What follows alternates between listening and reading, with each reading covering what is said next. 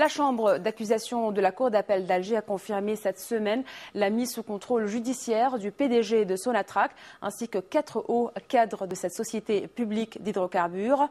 Ils sont inculpés dans une affaire de présumée malversation. Sonatrach est depuis plusieurs semaines au cœur du plus gros scandale de corruption que l'Algérie ait connu depuis plus de 30 ans.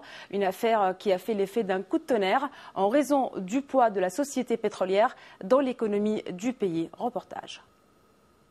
La Sonatrach, premier fournisseur en devises, premier employeur du pays, c'est à la tête de ce géant algérien que le scandale éclate. 14 janvier 2010, la presse révèle que le président de Sonatrach, Mohamed Méziane, vient d'être inculpé pour malversation. 3 vice-présidents sont également inquiétés, dont les 2 fils du PDG. Ils auraient privilégié certaines sociétés dans l'octroi de contrats avec la Sonatrach.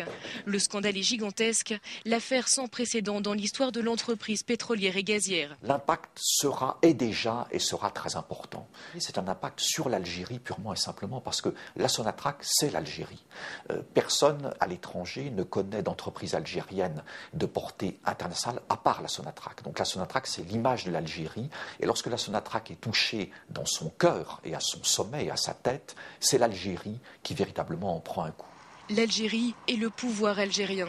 L'entreprise est détenue à 100% par l'État et c'est le gouvernement qui nomme son président. Dès l'annonce du scandale, les dirigeants sont écartés de force par les autorités. Mohamed Méziane est remplacé par un président par intérim. La Sonatrach est un État dans l'État sous la tutelle du ministre de l'Énergie. Pour certains observateurs, Chakib Relil ne pouvait ignorer ce qui se passait au sein de l'entreprise. D'autres estiment, à l'inverse, que le ministre, M. Relil, pourrait être la cible de ce qui a été engagé et que l'affaire, a priori judiciaire, pourrait être télécommandée par des intérêts en Algérie près de l'ex-sécurité militaire qui voudraient déstabiliser le ministre, voire éventuellement déstabiliser jusqu'au président Abdelaziz Bouteflika lui-même. Le ministre de l'Énergie affirme qu'aucun contrat n'a été annulé, mais l'image de la Sonatrach souffre de ce scandale et l'affaire pourrait faire naître une inquiétude chez ses nombreux partenaires étrangers.